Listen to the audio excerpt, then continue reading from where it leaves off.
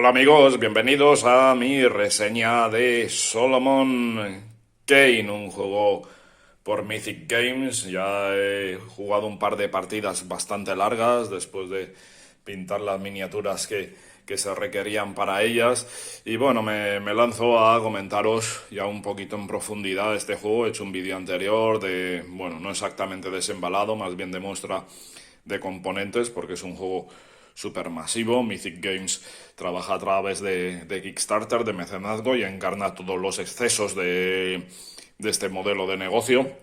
Juegos absolutamente sobreproducidos, supermasivos. Esto y otra cajita pequeña con una aventura adicional es solo la primera oleada. Algún día los mecenas que lo compraron llegará la segunda oleada. Y esto es solo la primera oleada y bueno, entraríamos en el debate de si realmente para sentarse a la mesa y jugar 2 o 3 horas o 4 al juego básico es necesario dos cajones enormes que casi pesan 15 kilos. En fin, esto vamos, en sí mismo podía ser un vídeo, pero bueno, la realidad es que Solomon Kane, el juego base, se compone de una caja base y luego del Arsenal Box, una caja pues fundamentalmente que contiene miniaturas, montones, decenas y decenas de miniaturas y losetas, mucho cartón. Pero vamos a ver de qué va Solomon Kane. Se trata de un juego en esencia cooperativo para 1 a 4 jugadores. Decir que tiene la bondad de que luego incluye varios modos de juego, incluye un modo también hasta 5 jugadores en el que uno de ellos representará las fuerzas del mal. Es decir, cambiamos un sistema de uno contra muchos. Sistema un poco para coger con pinzas porque creo que puede aumentar bastante el nivel de dificultad en contra de, digamos, de los jugadores del bien. También ofrece un modo de juego para jugar en solitario. En este juego pues hay 4 personajes, bueno, bastante particulares de los que hablaremos a continuación. Las 4 virtudes cardinales que acompañan a Solomon Kane. Y en este modo en solitario pues añaden una quinta virtud, que sería la única que manejaríamos, sería como una super virtud, más generalista y menos especializada que las otras 4, para que si jugamos solos no nos veamos desbordados. También ofrece un modo para jugar con menos de 4 jugadores y jugar con todas las virtudes pero capadas, pero en esencia el juego es para jugar en modo cooperativo con 4 virtudes. Y es de lo que voy a hablar fundamentalmente, porque lo demás son variaciones. Y es que este juego es muy particular. Podría parecer un juego de mazmorreo a primer golpe de vista. Hoy un montones de miniaturas maravillosas, todo se ha dicho, montones de losetas perfectamente ilustradas y muchos dados. Oye, pues esto es un juego de mazmorreo en el que Solomon Kane y sus amigos van a ir repartiendo leña a los malvados. Todo lo contrario, nada que ver con un juego de mazmorreo, ni mucho menos. De entrada la primera gran peculiaridad, yo creo que, no sé, yo al menos no conozco ningún otro juego que funcione así, es que el protagonista, el bueno de Solomon Kane, un personaje creado por Robert T. Howard, creador también de Conan el Bárbaro, un inglés puritano de finales del siglo XVI, comienzos del XVII. Es el personaje central, pero es un personaje no jugador. Sí, señores, han oído muy bien. Y los personajes, digamos, jugadores, pues como decía, son las cuatro virtudes cardinales que de manera intangible e invisible pues le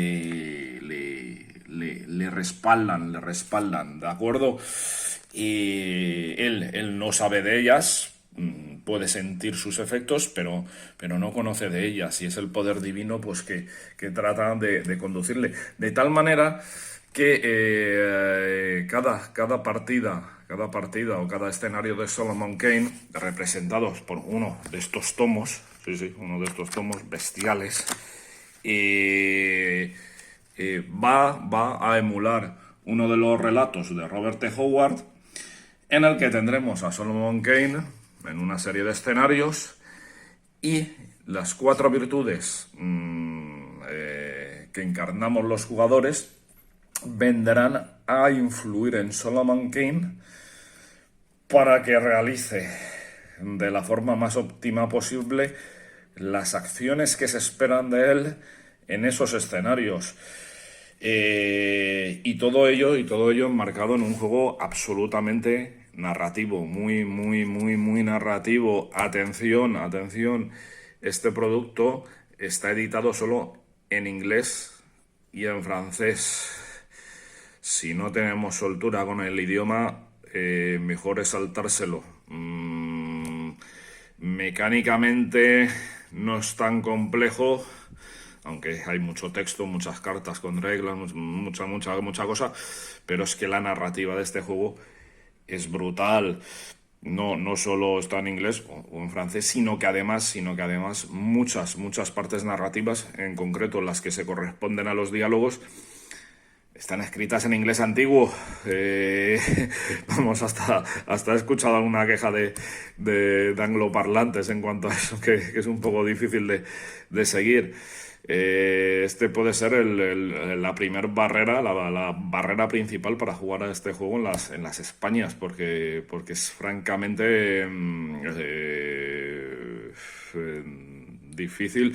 Tiene que haber un jugador en el grupo, o bien que actúe de narrador, bien haciendo una traducción simultánea a medida que lee, lo cual hay que tener un nivelazo de inglés, o bien que más o menos haga lea y luego resuma y actúe un poco como de narrador de rol.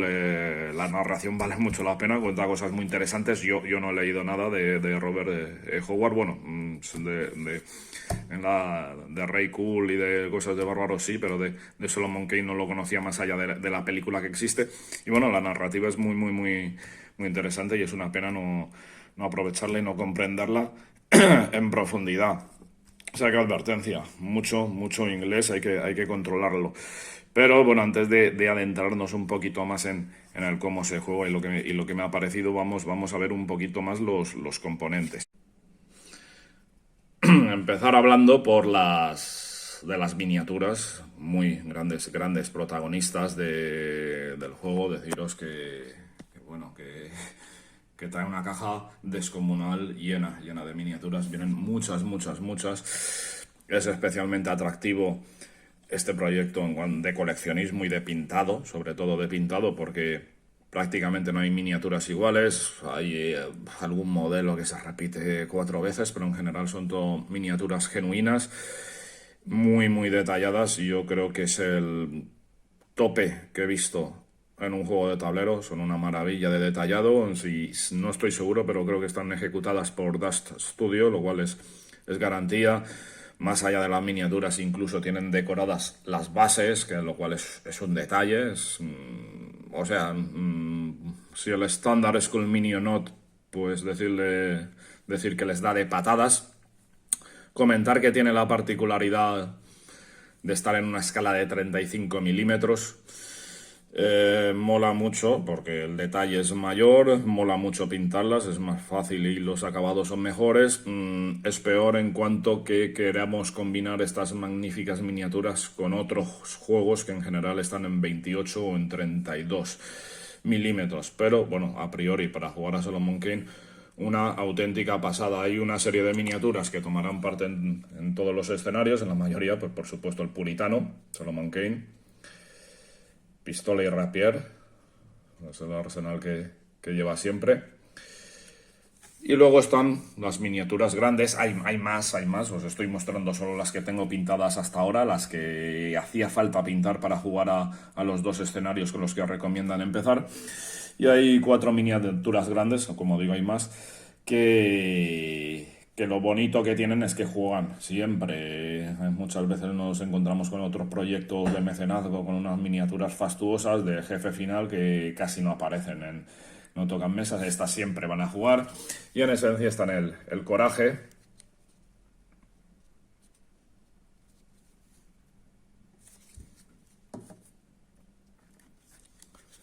la, la templanza,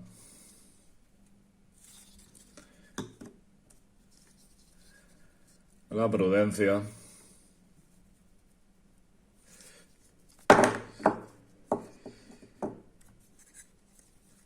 y la justicia.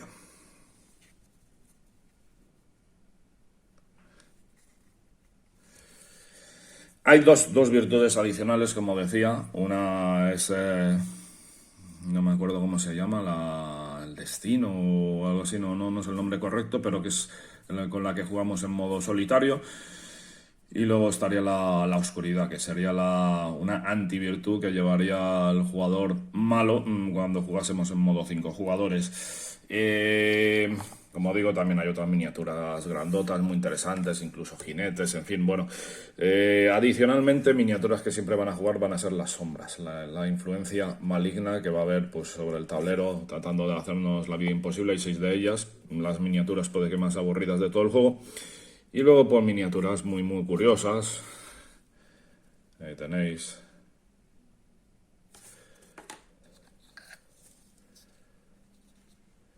Si me flipa mucho puede que haga algún mini vídeo resumen con comentarios y las miniaturas de cada uno de los escenarios que vaya jugando.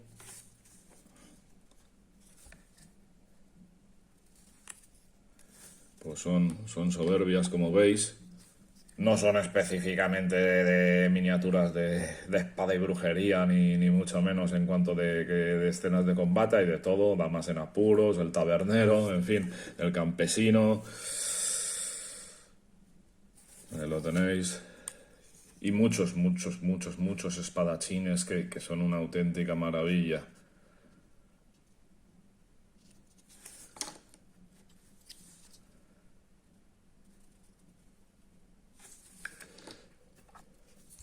Sí, como veis hay cosas sobrenaturales, desde luego, como no podía ser de otra manera. En fin, qué decir de las miniaturas, que un 10. Vamos a ver un poquito el papel y el cartón. Se trata de un juego con muchísimas cartas, como digo, es un juego súper masivo y se pueden diferenciar sobre todo en dos tipos, las de juego y las de descubrimiento. Vienen en tamaños de naipe o luego en tarot. Dentro de las primeras, el mazo más destacable es el que corresponde a los mazos de las virtudes. Cada una de las virtudes, eso incluye también a la providencia, perdón, ahora me he acordado el nombre, para jugar en solitario, la providencia y la oscuridad también tienen su propio mazo. Y las 4, pues, digamos, virtudes convencionales también tienen su propio mazo, cada uno compuesto de 8 cartas. En esencia, son habilidades que vamos a poder ir activando y empleando durante el juego, más allá de nuestras habilidades, digamos, básicas de virtud, de personaje, ¿de acuerdo? Es un pequeño juego de gestión de mano de cartas, donde, bueno, una mano no muy grande de 8 cartas. Hay un mazo de oscuridad, pues que gobierna a las fuerzas del mal. En este juego, pues jugamos por rondas y la ronda está dividida en turnos, donde primero juega una de las virtudes y luego la oscuridad responde y luego lo hace a través pues de este mazo de cartas, donde nos dice pues lo que hace cada uno de los personajes, de los PNJs de los malos, de las fuerzas del mal, y cómo se hace el spawn, la aparición de nuevas sombras, etcétera, etcétera. Bueno, procuraré también hacer un vídeo tutorial. No quiero entrar demasiado en las mecánicas en este vídeo. Hay un mazo de eventos, se va a usar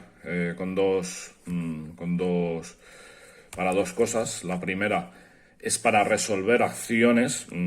Como vamos a ver más adelante, este es un juego de dados, donde la tirada y la gestión de las tiradas de dados es muy importante para, para activar acciones, pero para resolverlas, en lugar de tirar dado, lo que sacamos es una carta de estas para comprobar un valor numérico en función del nivel del poder del personaje que las esté intentando. Por ejemplo, Solomon Kane, al ser un héroe, siempre va a coger el número de la derecha, que va a ser el que por promedio será más alto de estos tres. Un campesino con el que estuviésemos interactuando, si tuviese que resolver una acción, pues al ser de un nivel bajo, cogería el resultado de la izquierda. Es un sistema bastante ingenioso, mola bastante, sustituye totalmente a tirar un D6 o más algo. Está bien, me gusta, es bastante bonito, y aparte también usaremos estas cartas cuando una de estas desagradables sombras pues entra en la casilla de Solomon Kane, momento en el que la sombra desaparece, pero tenemos que robar una carta y va a ocurrir algo desagradable, malo, es algo que no queremos que pase, o que pase lo menos posible. Muy interesante la gestión de las sombras en el tablero, porque también además, si están adyacentes a nosotros, pues nos penalizan, empeoran nuestros resultados de resolución de acciones. En fin, nos pueden hacer la vida muy, muy imposible antes y después de llegar hasta nosotros. Y como digo, pues van apareciendo, las cartas de oscuridad nos dicen cómo y dónde aparecen, y lo que van haciendo. Más cartas. Bueno, las de combate. Bueno, y hay dos mazos de cartas de combate totalmente distintos. Unas cartas de combate y otro de efecto de combate. Y si lo tuviese que comparar con algo, el combate en Solomon Kane se parece al de Mansiones de la Locura, pero mucho más narrativo. Sí, para combatir sí que vamos a tener que sumar unos valores base y unos ajustes, y luego pues modificarlo todo con la tirada que no es tirada, sacando una carta de estas. Pero todo se va a resolver mediante cartas que nos van a describir lo que pasa. Mola mucho, aunque es muy lento, es un sistema muy, muy, muy lento de resolución de combates. Hay quien gusta por la originalidad, es muy original, mola mucho. Pero hay quien no le gusta tanto porque es muy lento y un poco penoso de gestionar. Según contra quién estemos combatiendo, o dependiendo del estado anímico de Solomon Kane, gestionaremos la tirada en una de estas cartas, la que nos diga la historia, y según el valor final que saquemos en nuestra tirada, que no es tirada, pues se nos dirá que leamos una o más de estas cartas de efecto, que a su vez pueden tener efectos de lo más variopinto, que incluso pueden estar muy alejados de lo que es el combate tradicional de que cojo y te mato. En fin, es bastante curioso, pues, para conocerlo.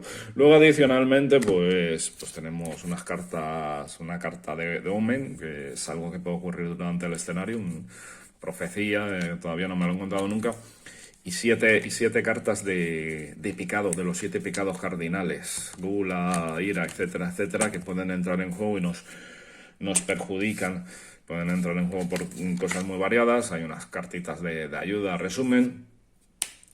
Y de ahí ya pasamos a los mazos de cartas concretos de cada escenario. Como digo, hay muchos escenarios y cada uno se gestiona a través de su propio, pues no sé cómo llamarlo, manual, libraco, en fin, y por un mazo bastante gordo de cartas que mola mucho lo que hacen estas cartas. Nos van cambiando las reglas, las circunstancias, las cosas que hay que hacer sobre la marcha, al comienzo de cada capítulo, durante cada capítulo. Hay mucha imaginación y mucho amor metido en este mazo de cartas. Si tuviese que criticar algo de los componentes, sin embargo, sería en relación a estas cartas. En general, todas tienen la letra muy pequeña, muy pequeña, innecesariamente pequeña para el tamaño de carta. Lo comprendo en las cartas, en las mini cartas es normal, pero en cartas tan grandes, ¿por qué? Pero es que además también es muy pequeña en todas estas cartas, fíjate, o sea, el tamaño de espacio desaprovechado. ¿Por qué? No lo entiendo. Y adicionalmente, ya está notificada por la propia Mythic Games decenas de cartas con erratas. Mythic Games, pues lo ha notificado y ha suministrado un PDF con las cartas corregidas, que menos. Incluso para llegar a los mecenas, un mazo de cartas con todas esas cartas ya corregidas en la segunda oleada, es decir, quién sabe cuándo.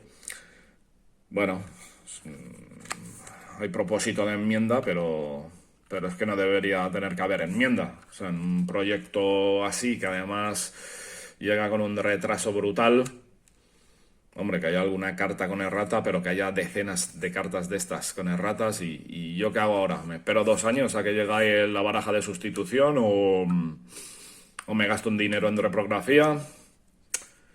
En fin, soy especialmente crítico porque vengo de jugar Tainted Grail, un juego con una narrativa complejísima, muchísimo más compleja que Solomon Kane, y que no tiene ni un solo chirrido.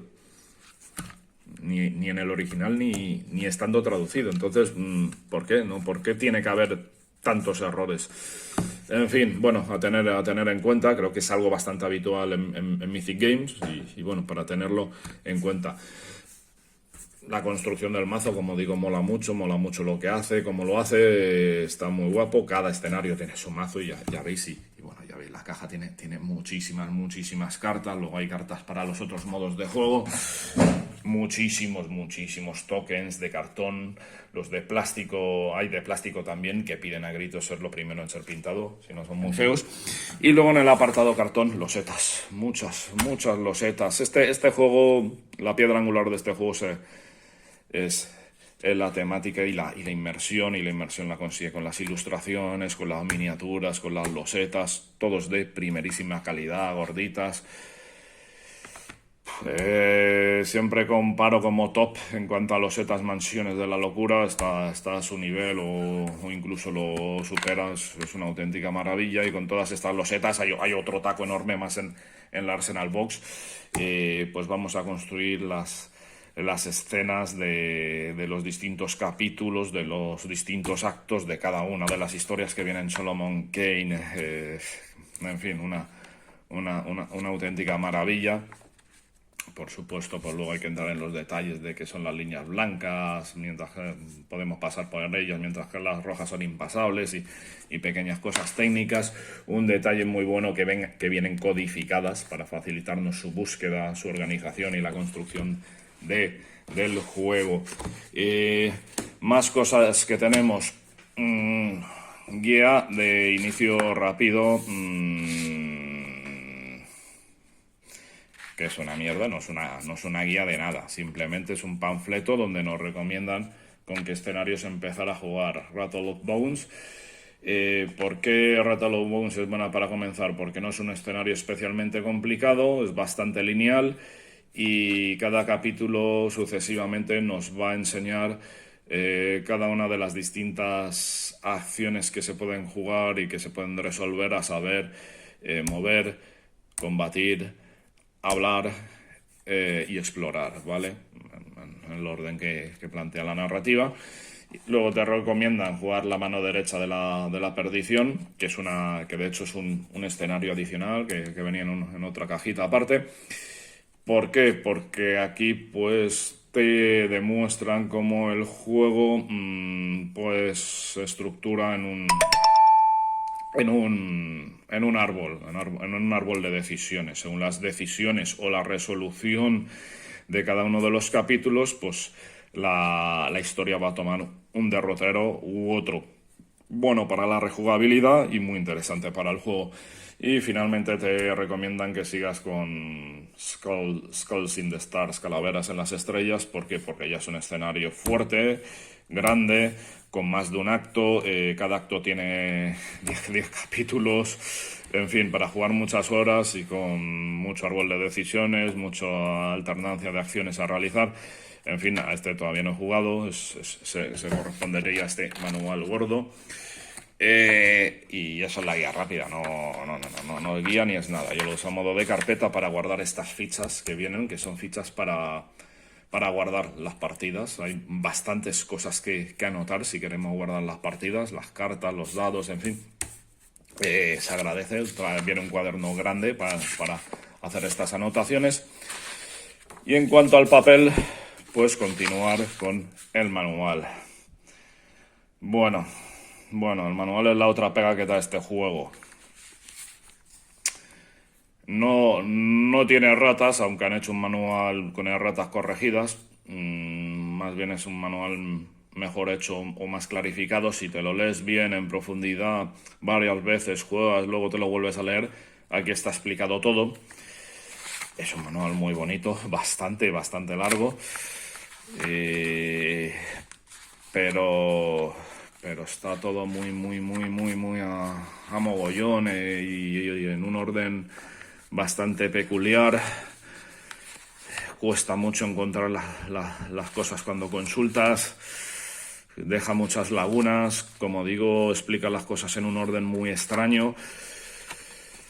Está todo, pero en plan coctelera. En fin, podría estar mucho mejor escrito. Adolece también de una cosa, de que este es un juego en el que empieza a jugar y ya irás viendo, porque como van a ir cambiando las reglas y las cosas, bueno, pero vamos, aún así se podría haber escrito mucho mejor y que todo fuese más accesible, más fácil de encontrar. En fin, bueno, eso es lo que hay.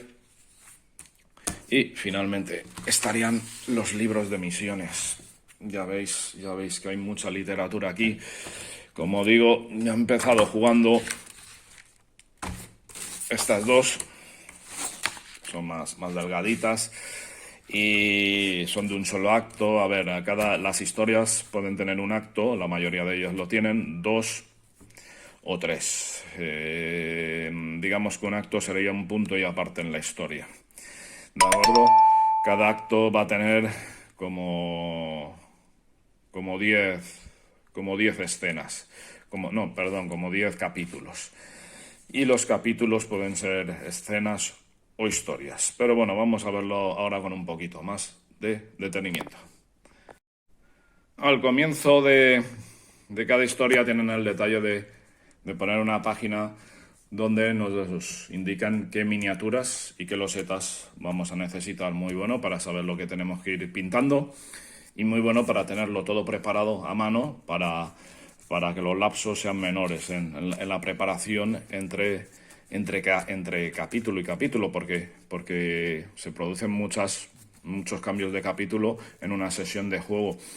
Cada escenario se divide en capítulos que pueden ser historias donde, digamos, solo hay texto, narración pura y dura, y luego pues o vamos a tener que iluminar la senda de Solomon Kane. Este juego va mucho de la espiritualidad y de iluminar el track con fichitas de luz que tenemos que conseguir mediante las acciones de las virtudes para conseguir un resultado mejor o peor, o simplemente en una toma de decisiones tipo elige tu propia aventura.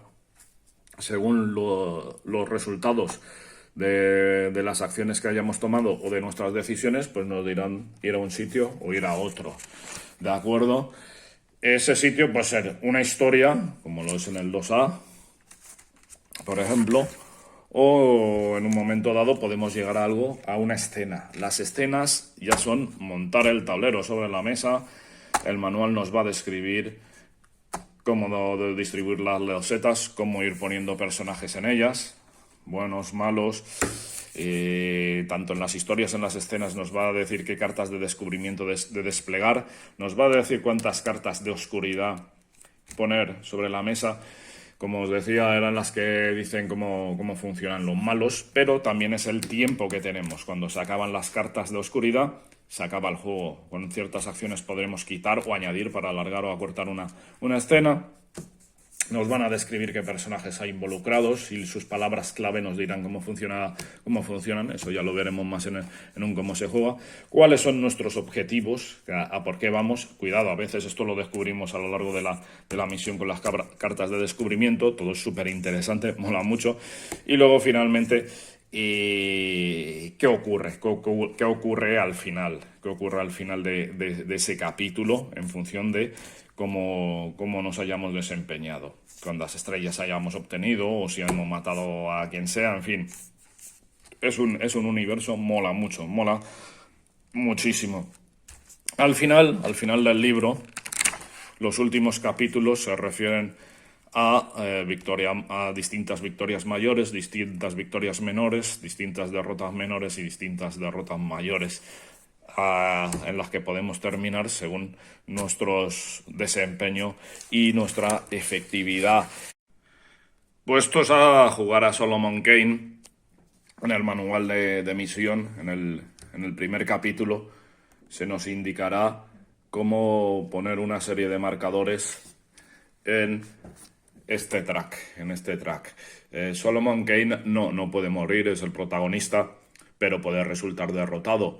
Y deberemos controlar sus indicadores, digamos, de situación o de estado para evitar esto y para condicionar la partida. Tenemos la fuerza, la claridad, la compasión y el nivel de peligro.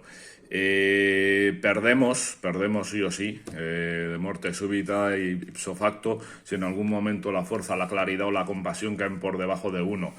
Por contra, también perdemos si en algún momento dado el marcador de peligro sobrepasa el 10. Adicionalmente, los tres primeros, según donde esté el marcador, puede que tengamos un ajuste positivo o negativo según para qué tirada. En el caso de la fuerza, pues para fundamentalmente combates o acciones que requieran, pues eso, de la fuerza, la claridad a efectos de explorar y la compasión a efectos de comunicarnos con los personajes no jugadores. El peligro lo que modifica son las tiradas de resolución de los enemigos más peligrosos, calificados como némesis, y también determina la máxima aparición de sombras en el tablero. Bastante importante tener esto controlado. El juego va a depender mucho de gestionar estos movimientos. Muchas acciones y muchos efectos supondrán que los marcadores suban y bajen. Además, los niveles se van a mantener de capítulo en capítulo. No es un juego en el que haya progresión ni experiencia, pero sí que hay esa constancia en el mantenimiento de estos valores a lo largo de toda una historia, aunque sea una historia en muchos actos, con decenas de capítulos. Por lo tanto, en ese sentido sí que tiene un poco de continuidad y mola bastante. Puestos a jugar, aquí pues ya he desplegado una escena a modo de ejemplo, aunque las historias, es decir, las que solo tienen texto y nos requieren hacer algo sobre este texto con unas reglas especiales, normalmente pues poner marcadores de luz sobre estos puntos, funcionan bastante similar. Pues el capítulo nos pondrá su parrafada, sus reglas especiales, los objetivos y bueno, y a dónde debemos ir según el desempeño. Lo que os comentaba antes, también nos dirá el número de cartas de oscuridad, es decir, los turnos que vamos a jugar cuando se acaban las cartas de oscuridad. Pues se acaba el capítulo. También nos va, en este caso no lo pone, pero también nos diría las cartas de descubrimiento que deberíamos empezar robando y leyendo. Luego seguramente durante el capítulo tengamos que leer muchas más. ¿Y cómo funciona la mecánica de juego? Bueno, como os comentaba, el juego va articulado en 2 rondas, que a su vez van a estar divididas en turnos. Un turno por cada virtud. Jugará una virtud Y a continuación actuará la oscuridad. ¿Cómo actuará la oscuridad? Pues a través, ya las había guardado, de las cartas de oscuridad, lo que os comentaba antes. Como virtud decir que el turno de la oscuridad se resuelve normalmente, no siempre, pero normalmente con bastante velocidad. Es muy importante, al comienzo de cada ronda, el juego nos da la opción de decidir en qué orden va a actuar cada virtud, y para eso nos proporciona estos marcadores. También hay marcadores con 1 y un 3, naturalmente. Y es bastante importante, ¿por qué? Porque cada virtud, digamos que tiene una especialización. La justicia es especialista en hablar, la templanza en explorar, el coraje en combatir, y la prudencia pues es una más de apoyo y más generalista. Y el orden en el que juguemos es trascendental. Es trascendental y mola mucho. Es un esfuerzo de juego cooperativo muy interesante. Pero llegamos al turno de la virtud. En este caso la justicia, que por ejemplo era el 2. ¿De acuerdo? Vamos a tener nuestra miniatura de la virtud aquí. Y vamos a tener una serie de habilidades activas. Siempre vamos a tener 3 habilidades base activas, que son las de nuestro tablero, ¿de acuerdo? Adicionalmente, vamos a poder tener una habilidad de carta a la izquierda y otra a la derecha. Cuidado, la posición es importante para según qué cosas. Tendremos otras 2 cartas en la mano que conoceremos. Y luego tendremos un mazo, que puede ser un mazo de cartas que robaremos posteriormente o de descartes de habilidades que ya habremos usado. Bien, la secuencia, antes de entrar en la secuencia, describiros un poco el tablero, pues nombre, comentarios acerca de la virtud en concreto. Aquí nos recuerdan una opción que ahora explicaré que tenemos a la hora de tirar dados, y aquí nos explican el efecto del aura de la virtud cuando está sobre el tablero, porque la virtud puede estar sobre el tablero. Todas las virtudes, su tercera habilidad base es hacer que se manifiesten en el tablero en la casilla que queramos.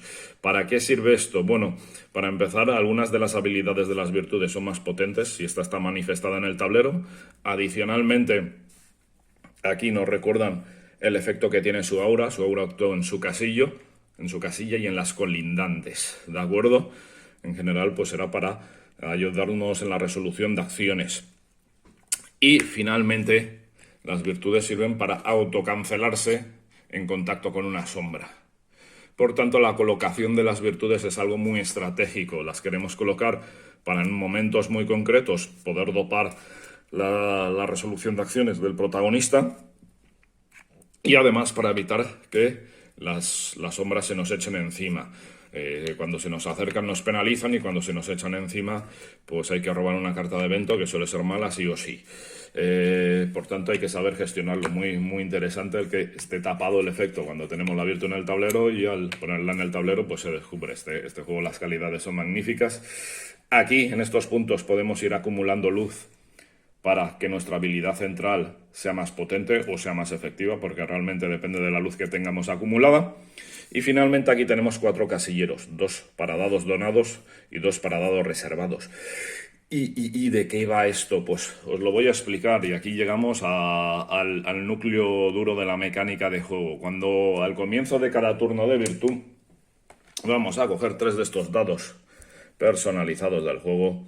Cada simbolito tiene su propio nombre: miedo, valor, dolor, paz, fe. El crucifijo en la fe es el resultado más importante. Hay 2 crucifijos por dado. Podría parecer que es un juego muy aleatorio, con mucha suerte, que lo es, pero es una suerte sobre la que podemos influir mucho. Es un juego que me recuerda mucho a claustrofobia, aunque tenga importantes diferencias. Muy bien, ¿cómo podemos influir sobre esta suerte? Pues al comienzo del turno vamos a tirar 3 dados, ¿de acuerdo? Y el tablero de virtud, en todas ellas es igual, nos recuerda que uno de esos dados o bien lo podemos repetir o bien lo podemos girar para presentar el resultado del otro lado. ¿De acuerdo? Con esos dados, después de repetir o de haber girado uno de ellos, ¿qué podemos hacer? O bien los podemos mandar a nuestros casilleros de reserva, hasta 2 dados. Estos dados en la reserva se conservan hasta que los gastemos, incluso entre capítulos o actos, muy importante. Es decir, no hago nada ahora para en un momento dado poder pegar el petadón, muy interesante. O alternativamente podemos donar hasta un dado a una virtud que no haya jugado todavía. Eso significaría mandarlo al casillero de donado de otra virtud. Pero cuidado, los dados donados se pierden al final de la ronda. Es decir, la virtud 4 ya no podría donar dados. ¿Por qué? Porque no hay nadie a quien donarlos, ¿de acuerdo?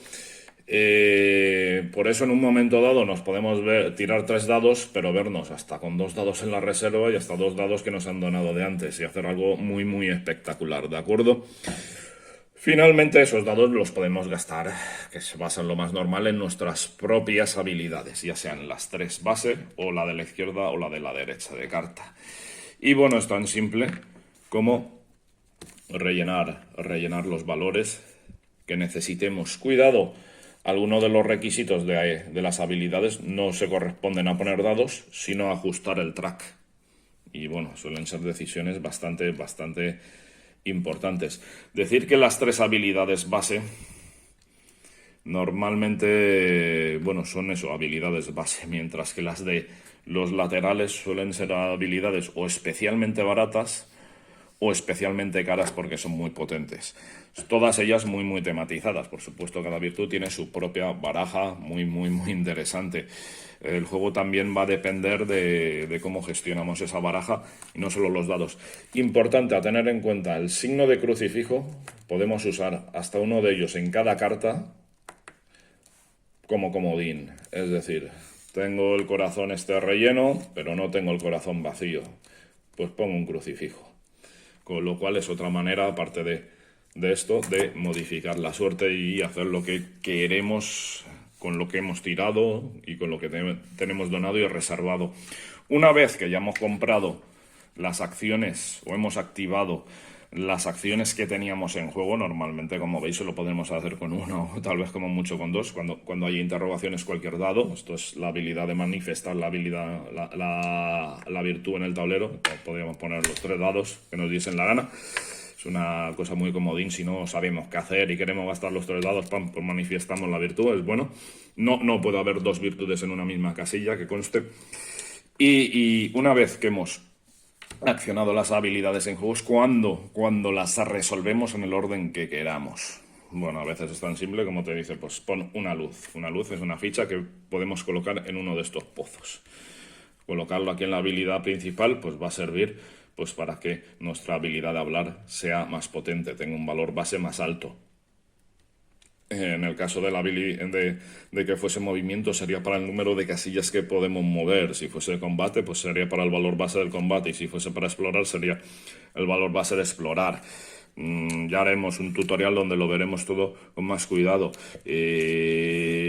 Pues eso, pues a veces es poner una luz, o poner 2, o robar cartas, o hacer una acción. Podemos hablar y combatir en nuestra área y contra criaturas aledañas. No combatimos con las sombras, son simplemente efectos que nosotros sentimos pero no vemos. Podríamos combatir o hablar con este señor. Cuidado, que la descripción del capítulo nos indica con quién podemos hablar, qué podemos explorar y contra quién podemos combatir, y también quién combate con nosotros. Es decir, no es un juego en el que hacemos lo que nos da la gana, sino que tratamos que Solomon Kane siga un guión y que lo haga lo mejor posible. O sea, por eso es un juego muy diferente a todo lo demás. La única acción que sería totalmente libre, y no siempre lo es mover, ¿de acuerdo? Cuando hemos resuelto las acciones que habíamos activado, y recuerdo que para resolverlas teníamos que coger el valor base que se nos indique, teníamos que coger modificadores que tengamos por por influencias de entes sobrenaturales, y una cartita de evento que nos daría un valor, lo sumaríamos y en el manual o la carta que fuese pues veríamos el resultado y a dónde nos remitía eso. Una vez que hayamos resuelto todo eso,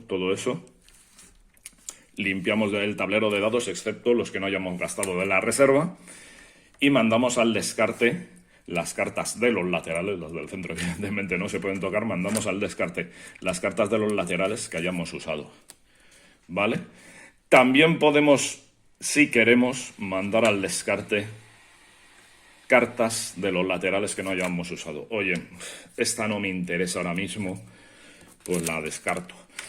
Y estamos obligados a volver a rellenar los espacios. ¿Con cuáles? Con las cartas de nuestra mano que ya conocíamos de antes. Por eso es un juego en el que también hay que gestionar la rotación de cartas. Una vez que hemos rellenado los huecos, si no nos quedan cartas en la mano, tenemos que robar del mazo hasta tener 2 cartas y las leemos y sabemos cuáles son para más adelante. Un juego muy de rotar a ver las habilidades. Oye, esto es muy bestia, pero requiere una tirada, una cantidad de recursos bestial. Me lo quiero quitar de en medio cuanto antes para sacar algo más sencillo, etcétera, etcétera. Gestión de dados mola mucho, es muy cooperativo. A continuación actuarían ellos. Robaríamos carta. En las historias se produce un efecto dañino.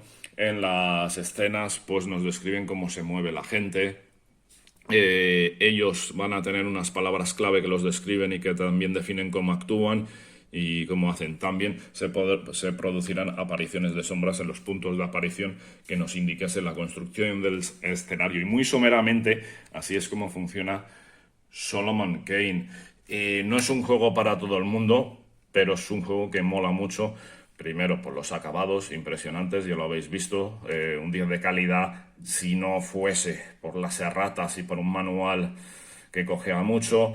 Tiene la barrera, una importantísima barrera idiomática, la más grande que he visto nunca probablemente, pero es un juego cooperativo, muy interesante, es un muy cooperativo. Hay que darle a la sesera mucho, actuar mucho en equipo, hablar mucho entre nosotros, más de lo que pueda parecer por las explicaciones que he dado, coordinarnos muy bien, luego manipular las tiradas para hacer lo que pretendemos hacer o adaptarnos sobre la marcha. Es algo muy interesante y sobre todo muy diferente a todos los juegos que había visto hasta ahora. Puede gustar más o menos, pero es que es algo muy diferente y, como digo, muy interesante. Estoy con ganas de jugar más escenarios, incluso de repetir. Tienen de rejugabilidad los escenarios, pueden pasar cosas muy diferentes o alterarse mucho las situaciones, aunque ya conozcamos un poquito cómo van las cosas. Y os seguiré hablando tanto de los escenarios que juegue y asimismo haré un pequeño cómo se juega, tutorial para ver un poco más en profundidad todo esto que os he explicado de manera acelerada. Un saludo, puritanos.